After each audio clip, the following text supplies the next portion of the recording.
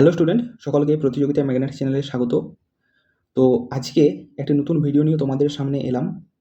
আশা করি তোমরা সকলেই ইতিমধ্যে জেনে গেছো যে ওয়েস্ট বেঙ্গল স্কুল সার্ভিস কমিশনের তরফ থেকে নতুন গ্রুপ সি এবং গ্রুপ ডি পদে নিয়োগ হতে চলেছে এবং সমস্ত কিছু যদি ঠিকঠাক চলে তাহলে এই বছরের মধ্যেই তোমরা কিন্তু নিয়োগপত্র হাতে পেয়ে যাবে। তো এখানে খুব ভালো সংখ্যক ভ্যাকেন্সি বার হতে চলেছে। অলরেডি বিভিন্ন সংবাদ মাধ্যমের খবর অনুযায়ী 8,000 প্লাস কিন্তু এখানে ভ্যাকেন্সি বার হতে চলেছে। বিভিন্ন সংবাদ মাধ্যমের খবর অনুযায়ী এই সপ্তাহের মধ্যেই কিংবা পরের সপ্তাহে এই যে রিক্রুটমেন্টের বিজ্ঞপ্তি বা নোটিফিকেশন সেটি কিন্তু বার হতে চলেছে। তো আজকে আমরা এই যে গ্রুপ সি এবং গ্রুপ ডি যে এক্সাম তার সিলেবাস নিয়ে এবং সেখানে তোমাদের রিটিনে কি কত তোমাদের নাম্বার থাকে সেগুলো নিয়ে আলোচনা করব এবং তার সিলেবাস কী রয়েছে সেটি নিয়ে ডিটেলসে আলোচনা করব। তো প্রথমেই দেখো, আমরা প্রথমে গ্রুপ ডি যে পোস্টটি রয়েছে সেই গ্রুপ ডি যে রিটিন এক্সামিনেশন হবে সেটি নিয়ে আলোচনা একবার করে নিই। গ্রুপ ডি তোমাদের যে রিটিন এক্সামিনেশন হবে সেখানে তোমাদের মোট 45 মার্কস কিন্তু থাকবে, যার মধ্যে জেনারেল নলেজ থেকে থাকবে 15 নাম্বার, কারেন্ট অ্যাফেয়ার্স থেকে থাকবে 15 নাম্বার এবং অ্যারিথমেটিক থেকে থাকবে 15 নাম্বার। তাহলে এই জেনারেল নলেজ এবং কারেন্ট অ্যাফেয়ার্সের পার্টে মোট 30 নাম্বার যেহেতু আছে, তাহলে এই পার্টটিকে তোমাদেরকে কিন্তু খুব ভালোভাবে রপ্ত করতে হবে। তো আমি আসছি পরে, আবার ভিডিও সম্বন্ধেও আসবো। তো তার আগে একবার দেখে নাও যে গ্রুপ সি এই গ্রুপ ডি পদটির জন্য তোমাদের এখানে সিলেবাস কী রয়েছে।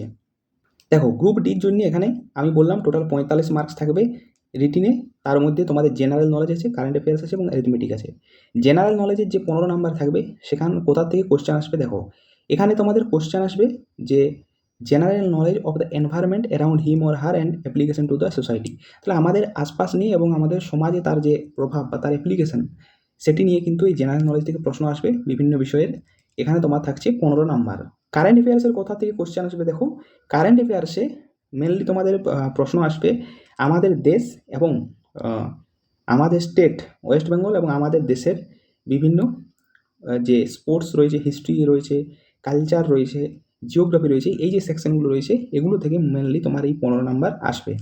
এরপর দেখো অ্যারিথমেটিকের ক্ষেত্রে এখানে তোমাদের প্রশ্ন আসবে সিম্পলিফিকেশন থেকে, মানে সরলকরণ থেকে, ডেসিমেল, ভগ্নাংশ, ফ্র্যাকশন, ভগ্নাংশ, আচ্ছা এলসিএম এইচসিএফ, লসাগু গোসাগু, গড় থেকে, রেশিও অ্যান্ড প্রপোর্শন মানে আমাদের যে অনুপাত সমানুপাত রয়েছে, এরপর দেখো শতকরা থেকে, প্রফিট লস মানে লাভ ক্ষতি থেকে, ডিসকাউন্ট থেকে, সিম্পল ইন্টারেস্ট বা সরল সুদ, টাইম ওয়ার্ক এবং টাইম অ্যান্ড ডিস্টেন্স। তাহলে এই পোর্শনগুলো থেকে তোমাদের অ্যারিথমেটিকের মেনলি প্রশ্ন আসবে গ্রুপ ডির জন্য।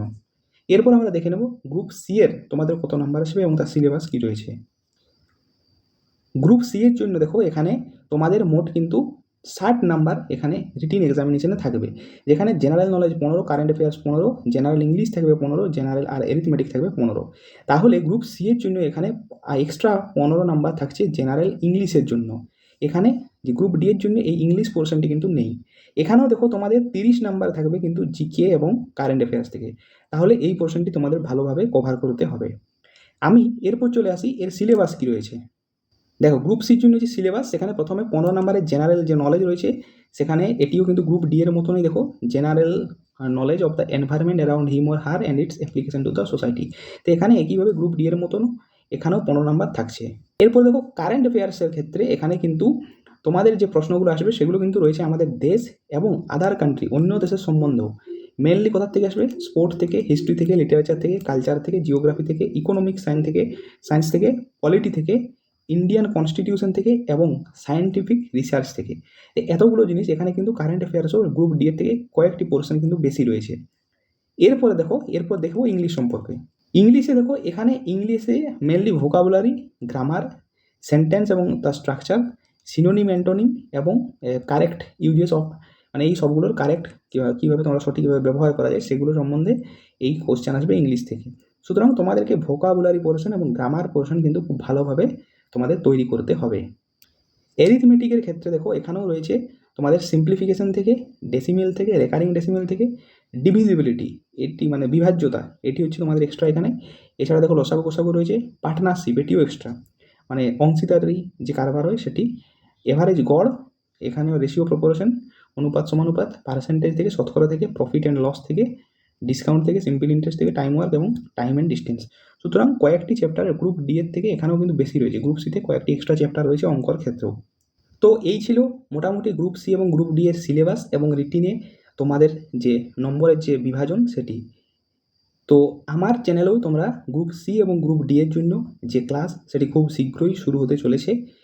তোমরা এখানে আমার যেই চ্যানেলে মেনলি জিকে পোর্শন, জিকে এবং যে কারেন্ট অ্যাফেয়ার্স রয়েছে সেই জিকে এবং কারেন্ট অ্যাফেয়ার্সের পোর্শনটি এবং তার সাথে অঙ্কের তোমরা কিন্তু এখানে ভিডিও পেয়ে যাবে। আশা করব বাঁকুড়া কোর্টে যেমন তোমাদের কাজে লেগেছিল সেরকমই এই ভিডিওগুলো তোমাদের কাজে লাগবে। খুব শীঘ্রই তোমাদের জন্য ক্লাস সেটি কিন্তু শুরু হতে চলেছে। আর যদি তোমাদের ভিডিওটি ভালো লেগে থাকে অবশ্যই সাবস্ক্রাইব করে রাখবে। আর যেহেতু ক্লাস আসতে চলেছে অবশ্যই ভিডিওটা আমার যে চ্যানেল সেটি কিন্তু সাবস্ক্রাইব করে রাখো। আর আমি এখানে একটি প্লেলিস্টও তৈরি করব, সেই প্লেলিস্টে তোমরা সমস্ত ভিডিও পেয়ে যাবে। আজকের মতো পর্যন্তই, ধন্যবাদ।